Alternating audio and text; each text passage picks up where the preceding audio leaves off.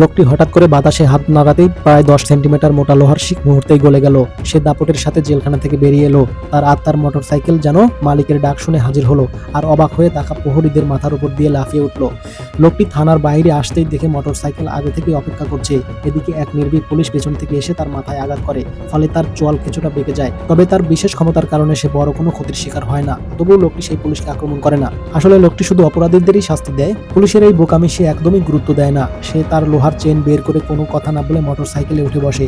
আগুন আর বজ্রপাতের মতো গতিতে সে উড়াল পুলের দিকে ছুটে চলে, দানবের খোঁজে। এদিকে অনেক পুলিশ তাকে ঘিরে ফেলে এবং আত্মসমর্পণ করতে বলে, না হলে গুলি করে হত্যা করার হুমকি দেয়। পুলিশের চারদিক থেকে আক্রমণের মুখে পড়ে সে ভয় পায় না। সে তার মোটরসাইকেল চালিয়ে সিঁড়ি বেয়ে নিচে নেমে যায়, যা দেখে পুলিশ হতবাক হয়ে যায়। তারপর পানিতে ও স্থলে চলতে সক্ষম সেই মোটরসাইকেল নিয়ে দ্রুত সেখান থেকে পালিয়ে যায়। শহরের রাস্তায় দ্রুত গতিতে ছুটতে ছুটতে পুলিশ তাকে ধাওয়া করে, কিন্তু সে আরো গতি বাড়িয়ে দেয়। একসময় দেওয়ালের উপর দিয়ে উঠে মাত্র 2.5 সেকেন্ডে ছাদে পৌঁছে যায়। আসলে সে যে দানবটিকে খুঁজছিল সেটি এই ছাদেই লুকিয়েছিল। মৌমাছির মতো দানবটি তাকে উস্কানি দিল।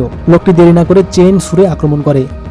তবে দানবটি দুর্বল নয়, সাধারণ আঘাতে তার কিছুই হয় না। তাই লোকটি আর দেরি না করে আবারও শক্তিশালী আক্রমণ চালায়।